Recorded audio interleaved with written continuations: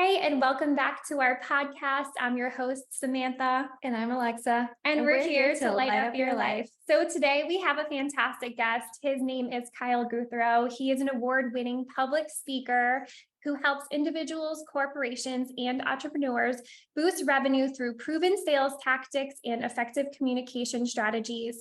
He has spoken on stages across Canada and shared the stage with Grant Cardone. Kyle's expertise extends to working on the red carpet as a Toronto International Film Festival. He believes sales and communication are vital for business success and offers customized solutions to generate sales and foster lasting relationships.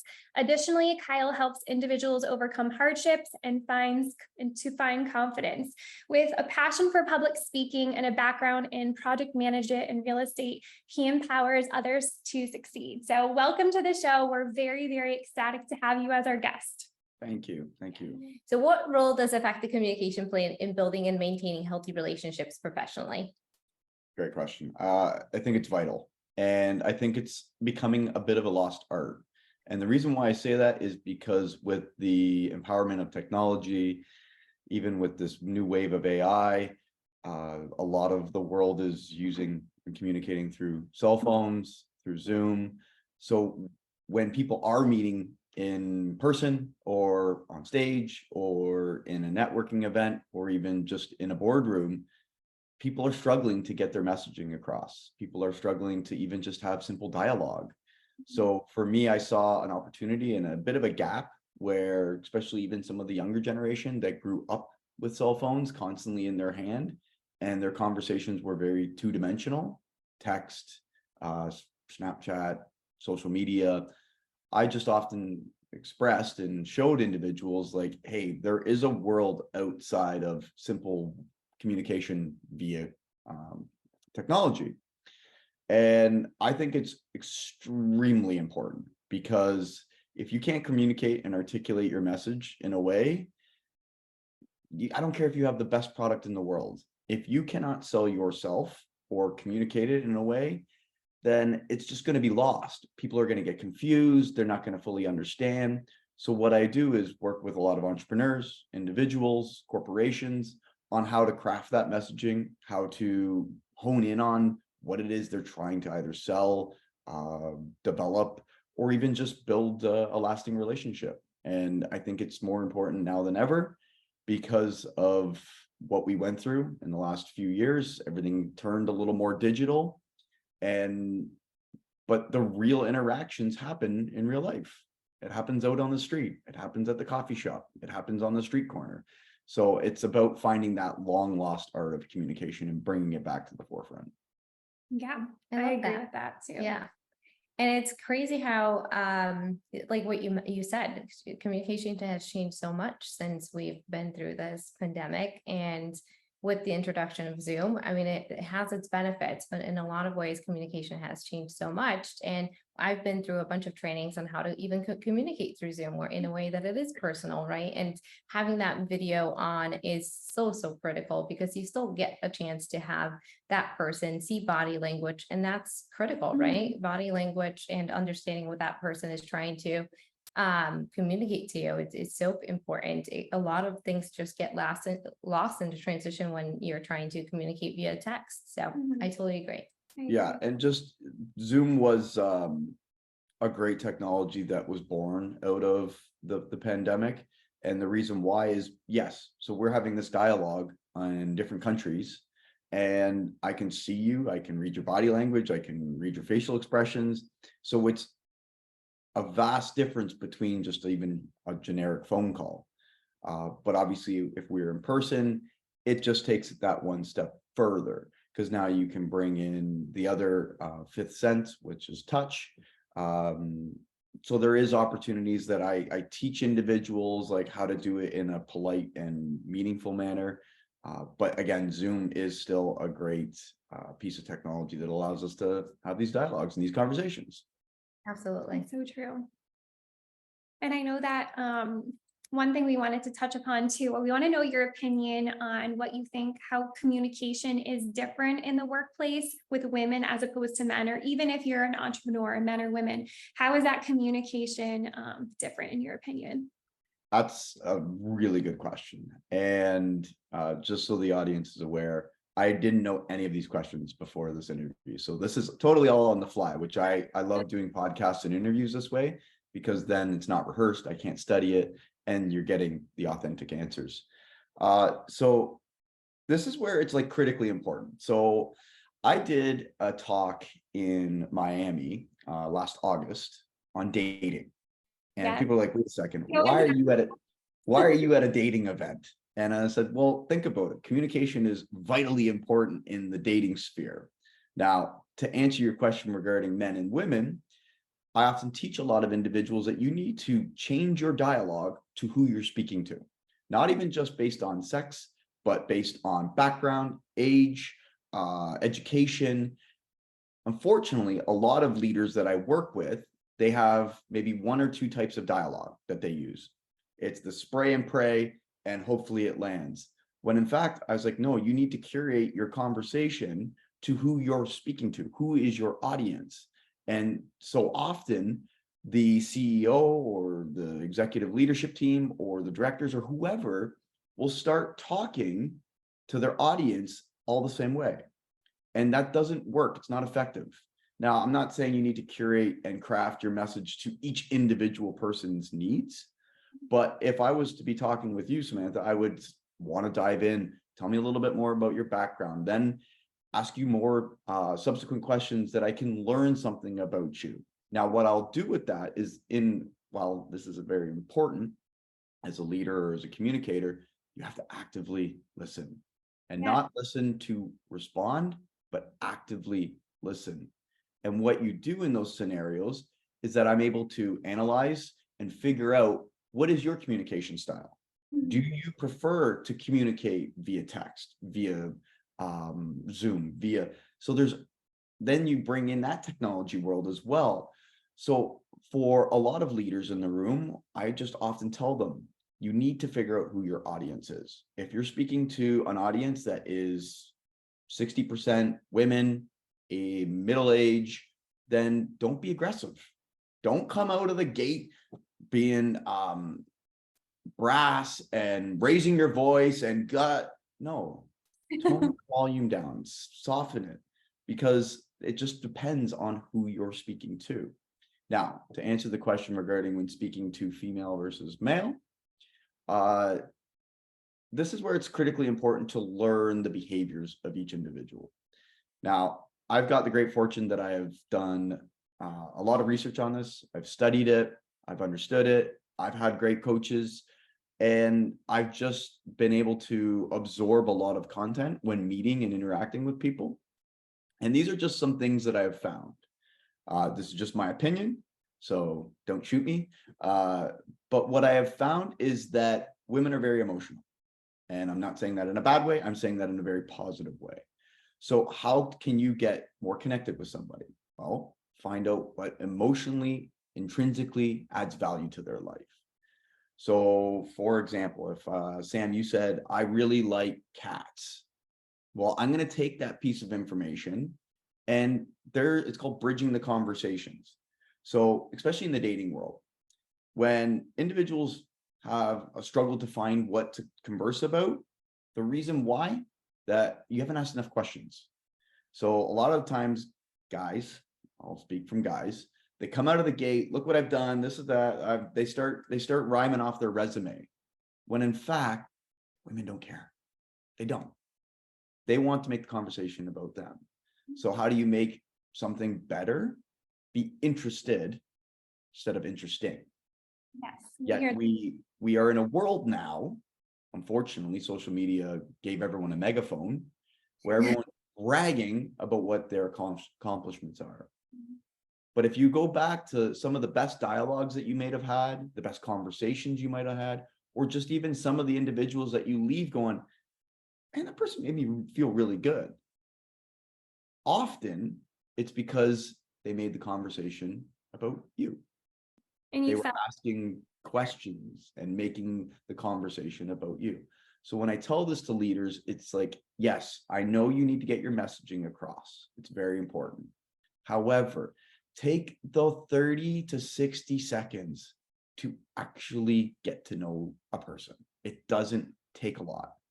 And then when they tell you, remember it. So when the next time you meet with them and they're talking about Fluffy the cat, hey, how's Fluffy? Guess what it just did? It built a rapport and it brought the guard down. Because that's how important that is in the conversationalist world. Yeah, I couldn't agree more. Yeah, really remembering those little like finite details about someone and bringing them up again. I think that's really important to be able to make that effective communication and that relationship. So, And yep. just to add to that, use anecdotes, use analogies, use experience. A lot of individuals come out and they start rhyming off stats and figures. It's like, no. Bring it down to a 5th grade level and speak to it with experience. Like, for example, Samantha, we met in Miami, Mhm. and that was 2 years ago. That long ago. I can't believe it was 2 years ago. And I can distinctly remember, and I'm not going to share it with the audience, but I can distinctly remember when we were in South Beach on the water, actually in the water swimming, and you were sharing stories about your family. Yeah. And I can remember them perfectly. And I could probably articulate it right back to you. Why? Because I was actively listening to the conversation. I wasn't making it about me. I'm like, tell me more about your family.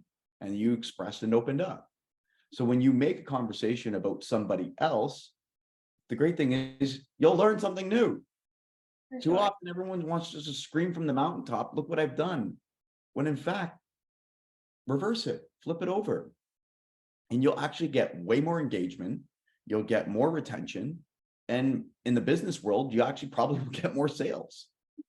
So That's true.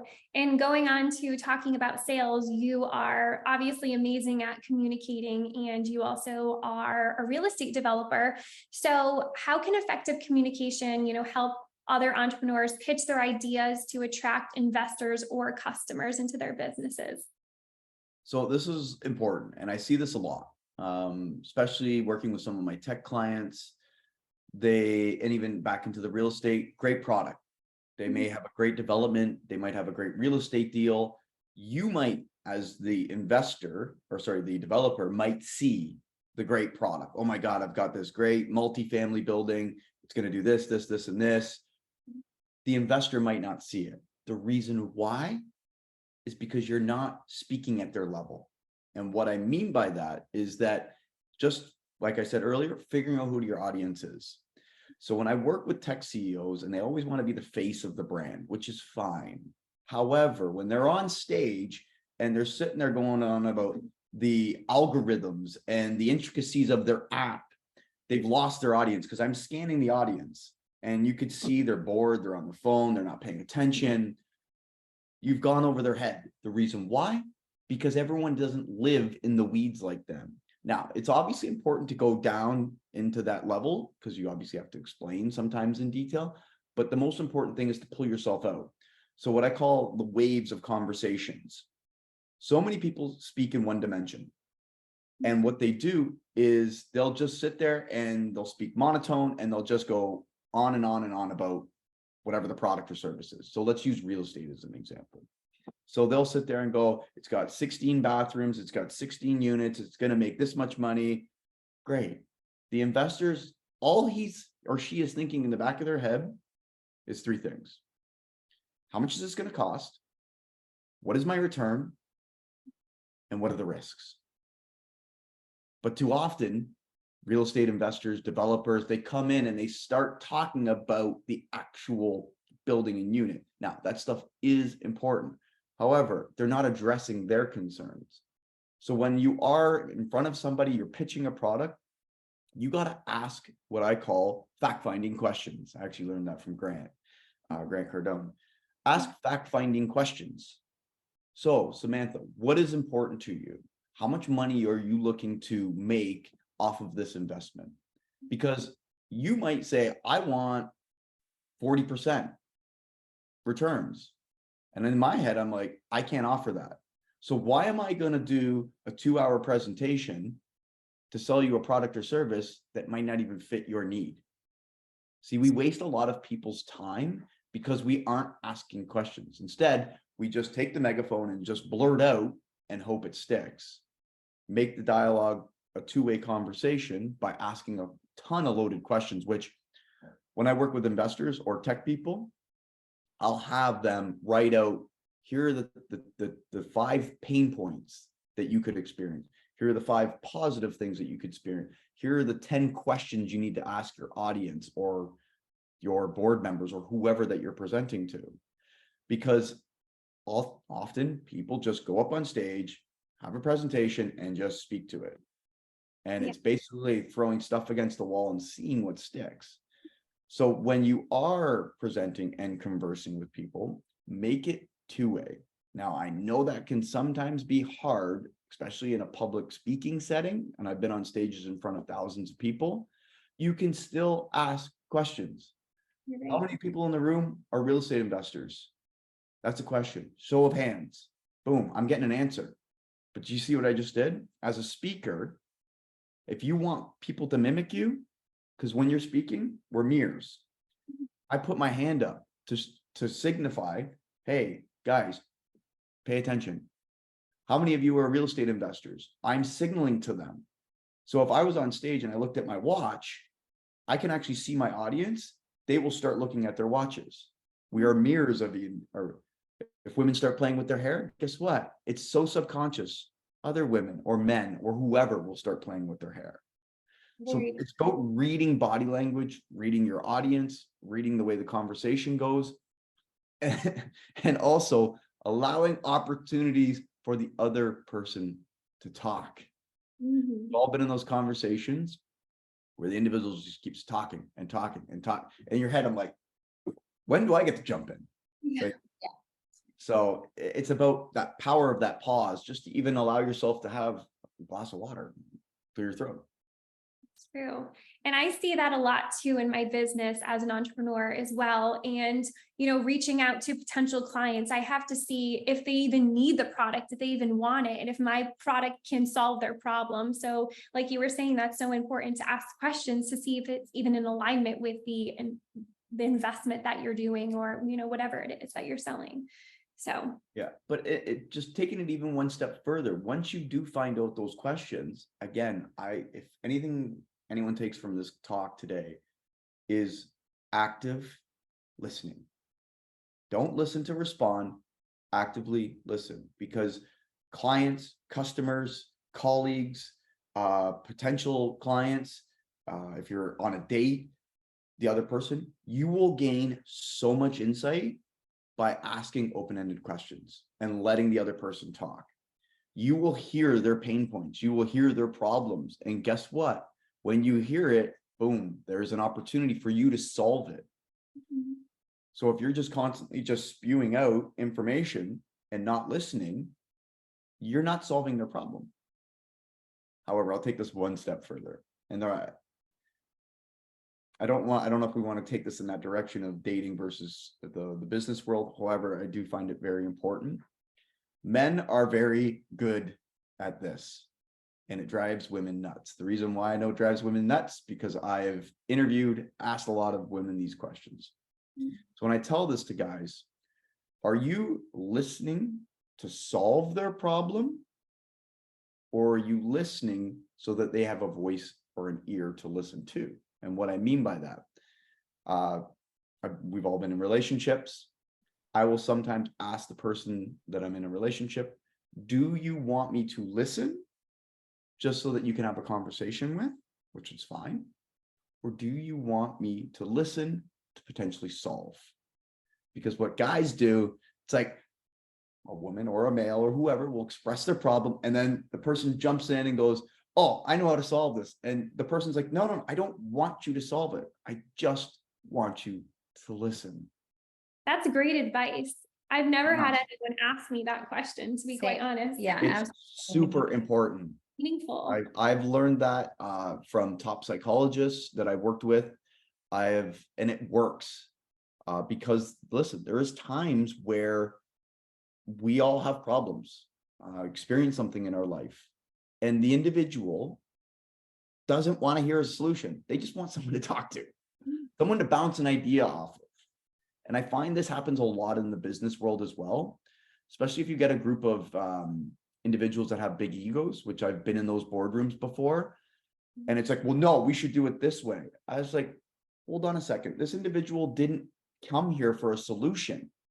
They came here to pitch the idea, not to flip it up on the side of its head. You're not listening to what they're trying to sell. So often everyone just interjects because they want their voice to be heard. And sometimes it even gets argumentative, and it doesn't need to be. It's like, no, this person's pitching a product that could potentially solve your issue, but your ego isn't allowing you to listen properly. And now it's getting in the way because you're trying to solve a problem that this product or service can do for you. So it's super important, just again, researching your audience, discovering who you're speaking to, because we all bring egos, biases, judgments, experience, and that could cloud our conversation with the individual. Like if you got burned in business before, which I can admit, I'm bringing that with me. So when someone starts pitching something to me, in the back of my head, I'm like, I've been here before, I'm hearing these words before, but I will tell my bias and my judgments to be quiet. Like I've learned as an individual self, it's like, whoa, put that aside. Just because one person burned you doesn't mean everybody that comes through this door now is going to burn you. So park it, but pay attention. So yeah, just be cautious of that. That's really important. I completely agree with everything you just said. And I think a lot of it comes from just being self-aware too, because if you didn't do the inner work and you didn't go to all of these, workshops and seminars, you wouldn't know that to ask those questions, like you said. And like Alexa and I both said too, we've never even heard someone ask us that. So I think it really starts with becoming self-aware and then also using that to drive conversations. So all great stuff. Yeah, and if I'm understanding everything that you're saying correctly, so there's different strategies and you really need to read your audience. And when you walk into the room, you need to understand who you're communicating with and what your goals for that communication or that experience is. So what would be a suggestion, or what specific skills would you recommend somebody sharpens to really go into a room and be persuasive and be able to communicate what they came to accomplish? I think just because I do work with a lot of introverts, I'm an extrovert. You could drop me in a room with 200 people and I will literally meet every person in that room. I'm very comfortable in social settings. Some people, like, it is scary for them. I often tell them take baby steps. So when I'm working with clients that are introverts, they're trying to get into the sales world, they're trying to develop and craft their skills, they're trying to become better communicators. I often just say, start with the little small things. I'll even task you two ladies with this and circle back with me. I'll give you 5 days to do it. In 5 days, I want you to compliment 20 people. There is no intention behind it. I just want you to compliment people. See, people go in so many times with expectations. But the greatest thing is if you want to hone in and become better at communication, start with the small things. Now, take it one step further, especially in the dating world. People are like, oh, I can't meet anybody in person. It's like, one, get off your phone. Everyone's sitting there walking through the streets, especially downtown Toronto, with their head buried in their phone. They're not paying attention to their surroundings. So when you are in the street, coffee shop, at a networking event, don't make it creepy. Like if I were to say, Samantha, I come up to you, go, hey, just wanted to say, I really like that outfit today. The reason why that works well versus, oh my God, you're beautiful. And not to say that both you ladies are obviously very beautiful, but the difference with complimenting something on what they're wearing is that you can use this in a professional setting. If you were in a work setting, you come up and be like, you're trying to build a rapport, especially if it's a boss-employee relationship, that'd be kind of creepy. But if you come, oh my God, I love that outfit. The reason why this works well is because we've all been there. We went into the store, we looked at the shirt or whatever the dress, we picked it up, we hummed and hawed about it, like, I don't know. We went and one step further, went into the dressing room, tried it on, looked in the mirror like, I don't know. I don't know if I like it or I love it. But guess what this does now? That all took effort. You bring it home, you put it on. Now, if I were to compliment you on something that you were wearing, guess what this does? It does two things. One, it reinforces your decision power because you went in, tried something on, bought it, and now I'm validating that it looks good on you. Second thing that it does, it boosts your confidence. If you compliment somebody, they're going to feel good. You just made that person's day better. So my goal is to sit there and tell people, go make someone's day better by saying something nice, complimenting them, being appreciative. You see someone do a good gesture. Oh my God, just wanted to acknowledge that was so kind of you to open that door for somebody. There's so much hate on the internet, especially on the comment sections, and people fixate it. And I truly believe like we can reverse that by pushing positivity out there, and not to make this like a fluffy conversation, but I do think it's very important that it's all about making other people feel better about themselves. And it honestly takes it off of you and makes it about them. And again, you're making them feel better. And in return, they might have that conversation or that dialogue with you. And I again, this doesn't just have to be male, female, female, male, male, male. I will compliment everybody. I'll see a guy in the street and he's got sweet Air Jordans on. I'm like, man, love those shoes. Where did you get them from? I just started a conversation with them. Hey, and then you take the dialogue one step further. And again, you notice these things because you're paying attention as opposed to being buried in your phone. So I would say, put the phone down, go compliment 10 people. And of those 10 people, see if you can get into a conversation where you can ask for their phone number, whether it be in business, client, relationship.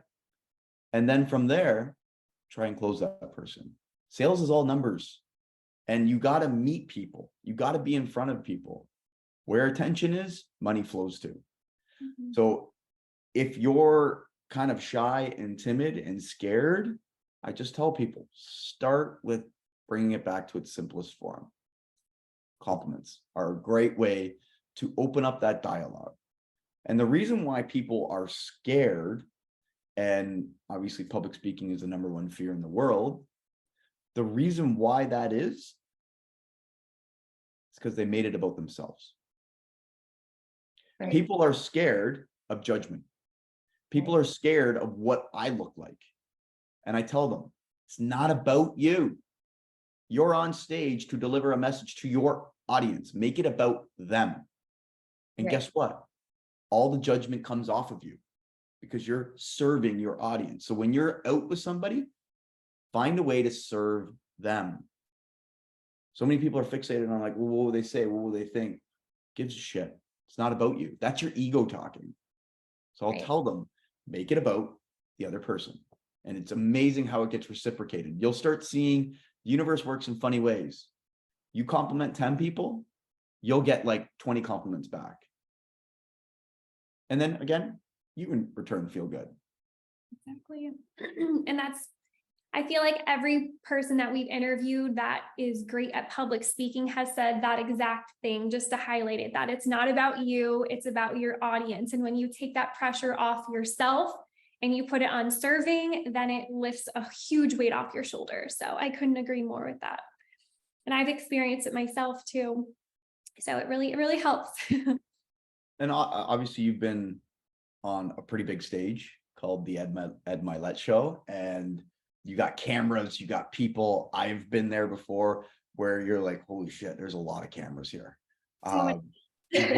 Working the red carpet at TIFF, it's very high energy, very high pace. You've got cameras everywhere.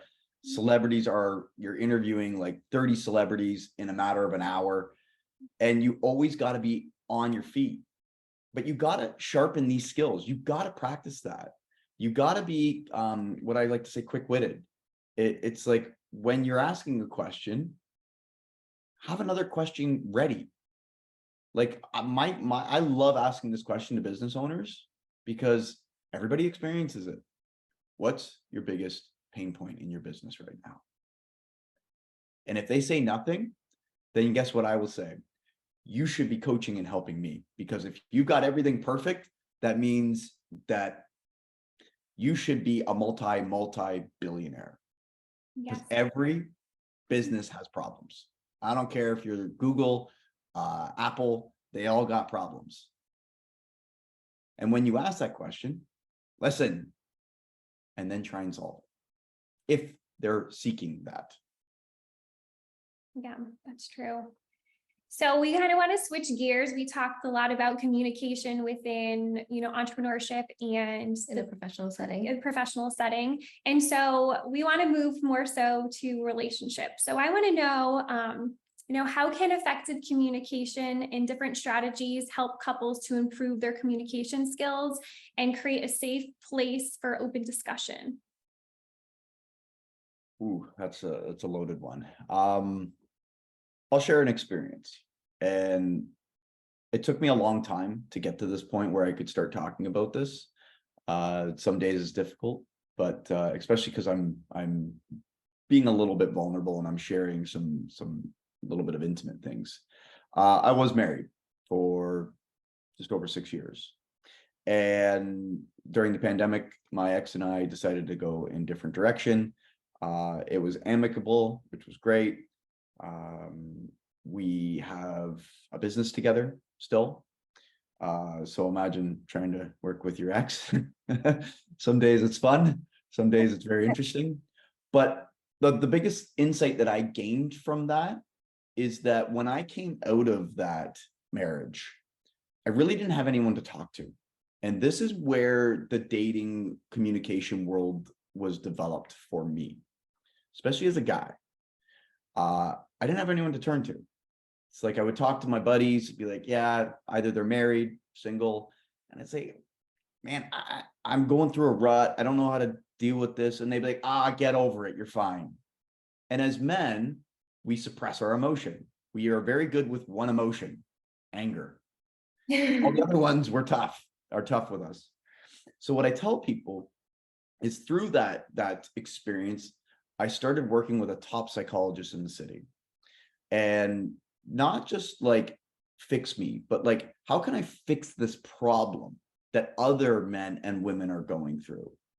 So then I started discovering that a lot of the breakdowns in relationships happen through communication. One individual is terrified to share how they truly feel. Or we unfortunately fall into these games in the dating world where people are trying to be something that they're not. They're trying to communicate, I got to wait 3 days before I text him or text her or whatever. I'm like, no, push all that bullshit aside. Just be authentically you. If you're thinking about them, pick up the phone, call them, tell them that. People are like, well, what if I scare them away? This is good. Yeah, they weren't meant. You want to get the right person, because if you're trying to put on a persona or be someone you're not, that will come to the surface 3 or 4 years later. And by then it's too late. Now you're in really trouble. So the reason why I share that is I tell this to couples all the time. You need to communicate clearly and with an intent. So when you are having a conversation with the other person, actually, actively listen. This is going to be the buzzword of this talk. Listen. Because a lot of complaints that I hear, and I've worked with a lot of women and men, a lot of the complaints I hear is that I'll hear this from women. My husband, my boyfriend, my fiance, the guy I'm dating, he doesn't listen to me. And it's more often than not, and I'm amazed by it. So when I come in and I actively listen, it's incredible what type of response I will get. Women will open up more. Sam, you witnessed this in Miami. That was June. I had 5 months earlier, I'd gone through my separation and my divorce. But because of that connection that you, me, Noelle, and all the other girls, and Katie, we fostered a friendship and a relationship very quickly. And we were able to open up with each other. How did that happen? Two things. There's no judgment, there's no bias, and we were able to communicate in a very clear manner. So when dealing with relationships, I just keep telling people, be authentically you. Don't hold back. And I know this can sometimes be a very difficult conversation, because sometimes the other individual can weaponize it against them. So if I were to say, I'm very sad with why you did that, and then the individual weaponizes it against them like a month, 2 months, 3 months down the road, it's like, see, I told you you shouldn't have done that. It's like, then guess what we do? Put our wall back up, when in fact, you got to bring that wall down. So I often tell people is just try to understand where the person is coming from. So I do this in business, I do this in relationships, I do this in conversations, I do this in the dating world. It's like, okay, I want to understand, where is this person coming from? Why are they feeling this way? So if I find out that this person got cheated on, guess what? They are carrying that to the next conversation, the next relationship. You got burned in business, like I said earlier, you are carrying that.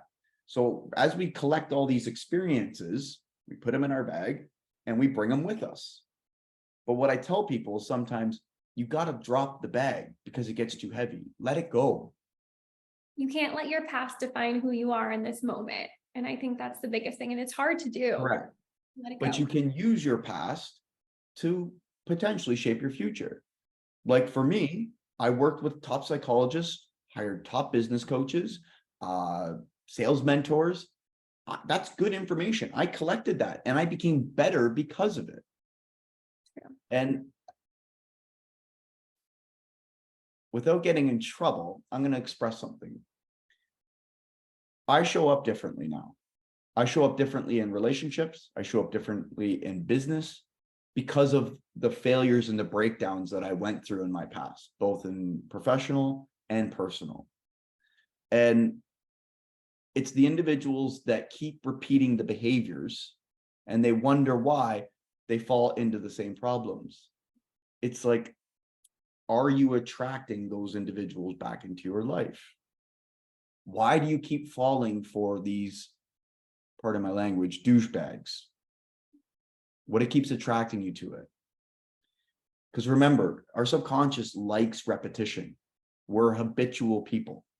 Like We wake up, we typically brush our teeth with the same hand every single day. And if you don't believe me, tomorrow morning or tonight, brush your teeth with your opposite hand and you will be like, what the hell is going on here? You put your shirt on the same way. You button it up the same way. These are trained habits and behaviors. Humans like habits. So it's up to you to sometimes break those bad habits and reinforce them with good habits. But it does take work. It does take effort. And everyone's like, oh, relationships should just be easy. No. Every day you got to put in that work. No different than every day you got to go to the gym, you got to eat healthy. All these are choices. And I often tell those people, relationship is no different than business. Think about this. If you told your boss, I'm not showing up for 5 days, how long do you think you're going to be employed for? Yet in relationships, we do this all the time. We don't show up to the relationship one day, then it turns into a week. Next thing, it's a month. And then 6 months go by and they wonder, what happened? We fell out of love. What happened to the relationship? You stopped working at it. And communication is a vital piece to that puzzle. I hope that answers your question. Yeah, no, that was great. That was a great response. Absolutely. It's important to recognize that you're part of the problem and realize the cycles that you're in and how you can kind of change yourself to be, like you said, open-minded, kind of actively listen to the other individual, listen to understand, not to respond, right? We get to these points where we're just very defensive and we get about ourselves rather than the other person and really try to understand them. So I really like that. And I also think it's really important to have a partner point that out to you. If you have this thing that you're doing on a repetitive basis, even as a friend, I think it's important to call that out so someone can learn from, the things that they did and hopefully change it, like you said, and create these new healthier patterns. So. And just to riff off that, two things that I'll share is don't take it personal, especially in business. I always welcome feedback, always. And sometimes you got to validate that source though. So if someone comes and says, oh, that your talk sucked. Okay. Tell me what sucked about it. Tell me what didn't land. Tell me what didn't work for you. And I will listen for that feedback. However, on the other side of my brain, I'm going, all right, this individual's never been on stage before. They do not have a product or service. They are basically unemployed. Do I want to take this person's opinion with a grain of salt? Yes. It's still a valid piece of information though, but you get to choose on the scale how important that person's opinion is. So one, don't take it personal. It's just business, even in relationship. If this is the other problem with rejection. Rejection hurts. I get it. Getting a sales call turned down, getting asking a girl or a guy for their number and getting rejected. Yeah, it stings, whatever, get over it. But guess what some people do? Oh, what did I do wrong? What did I say? And sometimes, yeah, you might have said something stupid. However, I often tell this to guys, maybe you're just not her type. Not rocket science. And they could see the light bulb explode in their head. Maybe they don't like guys with black hair or dark hair. Maybe they like 6'6" Scandinavian blonde guys. That's what I say in my head. So when someone rejects me, it's like, okay, cool. I also think rejection is God's protection too. And I've seen that so many times in my life where I wanted it to be a certain way and it wasn't. And I realized after connecting the dots that it all worked out for me. So I believe that it's important to know that everything is truly working out better than you can even imagine. So that rejection was protection. And the other piece to that puzzle is be very cognizant and pay attention to this, because I've seen it stop people from going after their dreams, going after something they're passionate towards, a business, a relationship, a friendship. Watch out for individuals that are very close in your circle and pay attention to the people in that circle. Because one, they could be expanding you or putting you in a cage. And more often than not, sometimes the people with the same last name are the biggest critics. And I sometimes call them dream crushers. But what do? Because we grew up with them, we love them, we understand them, we trust them, we take their opinion at a much higher scale. So watch this. So Samantha, if you presented an idea to me and I said, it's a great idea, this is going to work, and I gave you my feedback, you probably would listen to me because we have a rapport, we have a relationship, we have a friendship. If you were to say that same thing on social media and the Twitter thumbs came out and started bashing that idea, you'd probably be like, this guy's a troll, beat it, loser. But if it was a parent, a sibling, a very close best friend that said that, you actually probably would say, maybe they're right. So see how you can react differently. So you have someone that's very close to you, someone that you have a potential relationship rapport with, and then you have a complete stranger. Why are we listening to all these different perspectives? If you know in your heart that it's a good idea, go after it. Too many people are sitting there looking and seeking validation. You don't believe me? Look at social media. It's a constant validation seeker. It People is. will post a photo to see how many likes they get. People will post a video, and if it doesn't get a certain amount of likes, they pull it down. Mhm. What is that? That's your ego. Yeah. You So should be, whenever you're posting, depends. Depends on what your idea of posting is. Some people do it for the social side, some people do it for the business side. When I post, it's like, how can I serve my audience? How can I serve those that are listening to this? It's not about me. It's not about my ego. Sometimes it does creep up in there. I admit, yeah, guys, I'm in Colombia while you're freezing your asses off in Toronto. However, parts of me is going, maybe one person might see that post and say, I want that lifestyle. It might be a glimmer of inspiration for somebody, because that's what I use social media for sometimes, is inspiration.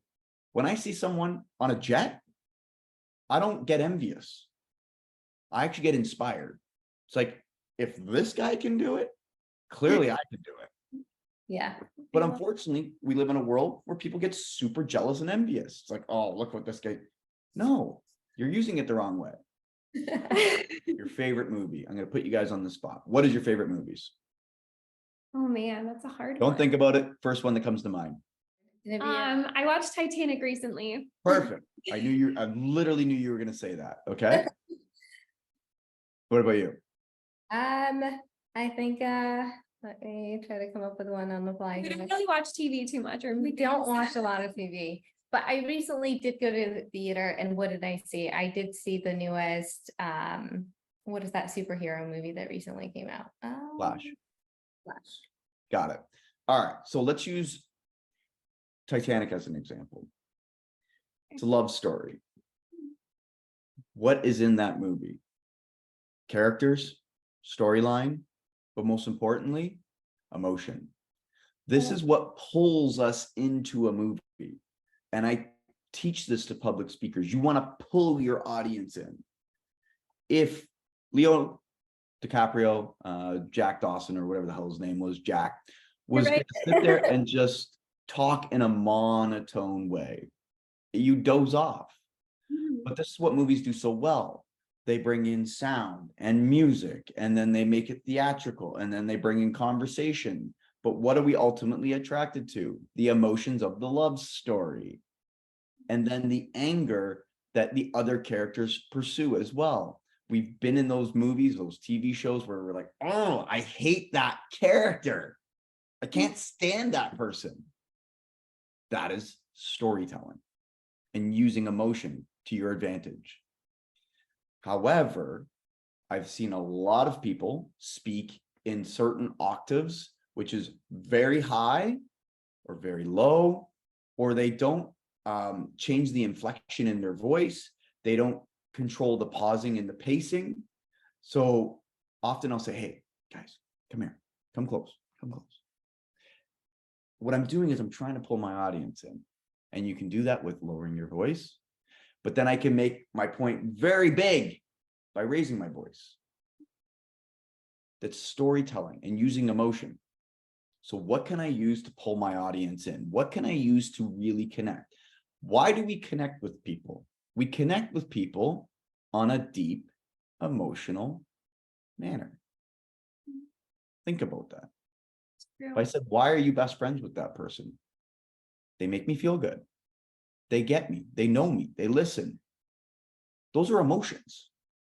That's maybe a happy emotion. It's a positive emotion. They make me laugh. I hear that all the time. Why are you with that guy? He makes me laugh. Feel happy, makes me feel good. So when you're on stage, find a way to inject as many emotions as you can. Now, obviously, this can be tough, especially if you're doing a talk on molecular biology. But you can make molecular biology exciting and interesting by sharing a story or an anecdote. So when back to the Titanic analogy, when Jack's frozen in the water and people are crying, it's because it's sad. Someone died. They used an emotion. But obviously they're doing that emotion to sell a movie. You can do that from stage.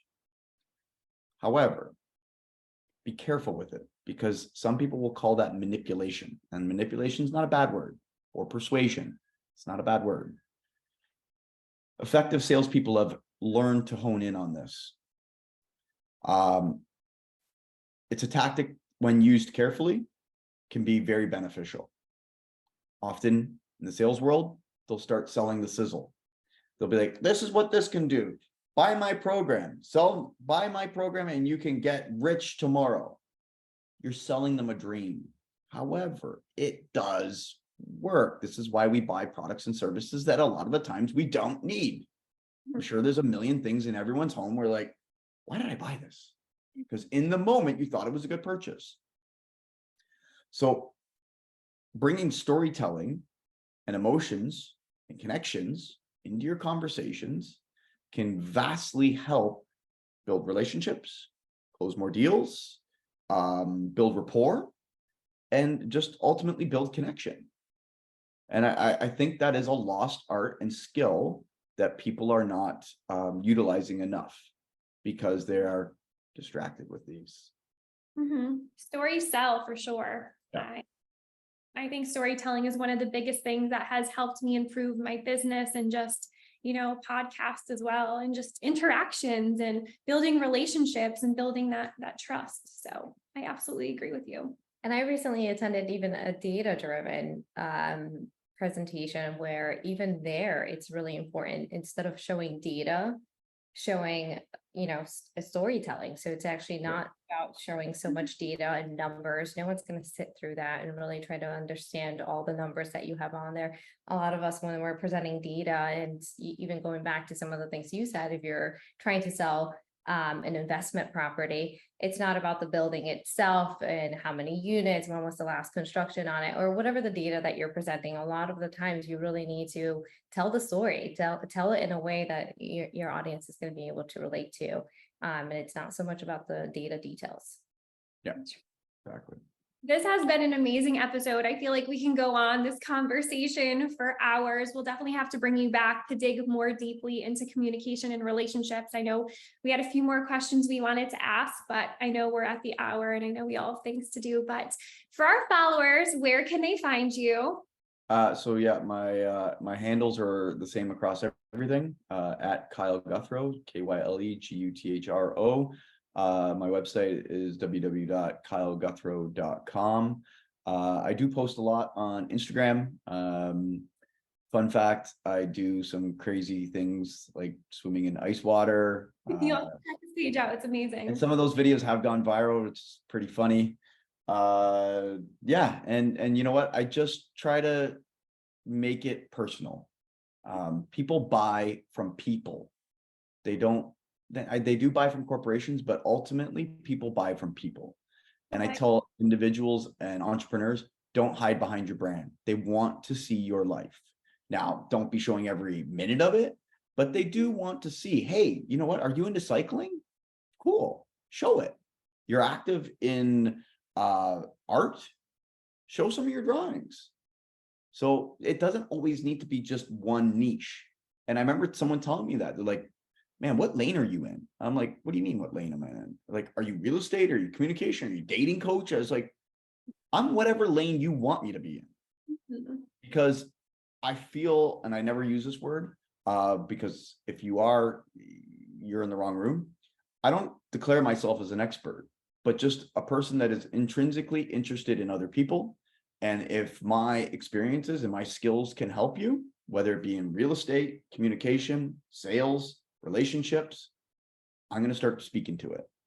And that's the greatest thing, is that you collect all these experiences for yourself, but it's your opportunity. And I think you're right to share that with the world, because everyone's sitting there trying to get to the masses. And I often think, what if you just help one person? Just start with one person. Don't worry about everyone else. Don't worry about the trolls. Don't worry about the hate. Gives a shit. Just imagine you could help one person and just focus on that. I love that advice. Yeah, That's I amazing. love that. That was great. Well, we are so happy to have you. It was a I great appreciate you, ladies. Thank you for having me. and we're sending you all love and light. Make sure you go ahead and you comment, you like, and you subscribe to our podcast. I hope everyone has a great day. Awesome.